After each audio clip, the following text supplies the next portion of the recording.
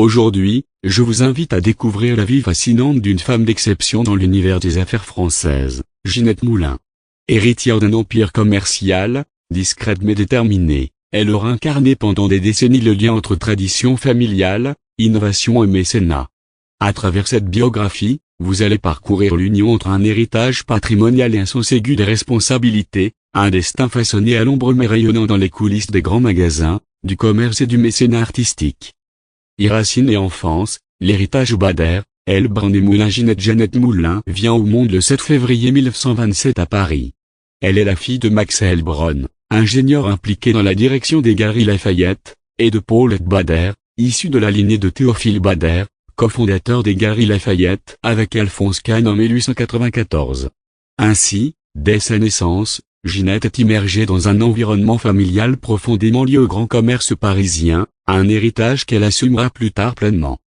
Pendant la Seconde Guerre mondiale, son père Max Heilbronn est engagé dans la résistance. Il est finalement arrêté et déporté à Buchenwald, où il rencontre Étienne Moulin, qui deviendra plus tard le futur époux de Ginette. Cette période, marquée par le danger et le sacrifice, joue un rôle structurant dans sa personnalité. Elle refuse toute passivité, préférant toujours le devoir, la fidélité et le sens du devoir familial. De vie personnelle et engagement familial. Après la guerre, Ginette Heilbronn épouse Étienne Moulin. Le couple aura 3 enfants, Patricia, Christiane et Isabelle. Dans les décennies suivantes, Ginette mène une vie essentiellement discrète. Elle ne s'impose pas immédiatement en tant que dirigeante, mais toujours attentive aux affaires familiales. Ce n'est qu'après le décès de son mari, en 2004, qu'elle entre pleinement dans l'arène économique. Tout au long de sa vie, elle valorise la transmission, tant des valeurs que du patrimoine, et veille à ce que la famille reste unie autour de son héritage. Elle entretient une discrétion solide, préférant le travail en coulisses à l'exposition médiatique. 3 ascensions dans l'empire Galeries Lafayette à prise de pouvoir et consolidation. À la suite du décès de son mari, Ginette Moulin s'investit davantage dans les directions stratégiques du groupe. En 2005, elle assume la présidence du conseil de surveillance des Galeries Lafayette. Par la suite, elle devient vice-présidente, après une réorganisation interne en 2017. Elle préside également la holding familiale Moitié de 2005 à 2024, structure pivot qui regroupe et gère les participations et actifs de la famille Moulin. Son rôle va bien au-delà de la simple gestion passive, elle supervise des décisions stratégiques, veille à préserver l'unité du capital familial, et n'hésite pas à renforcer ses positions.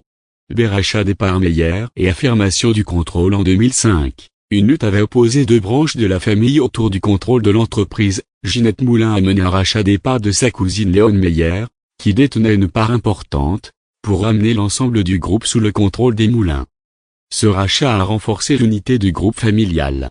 Elle a aussi fait le choix de ne pas céder Monoprix, enseigne autrefois liée à la famille, aux offres externes. Sa relation avec Monoprix est chargée d'enjeux personnels et symboliques.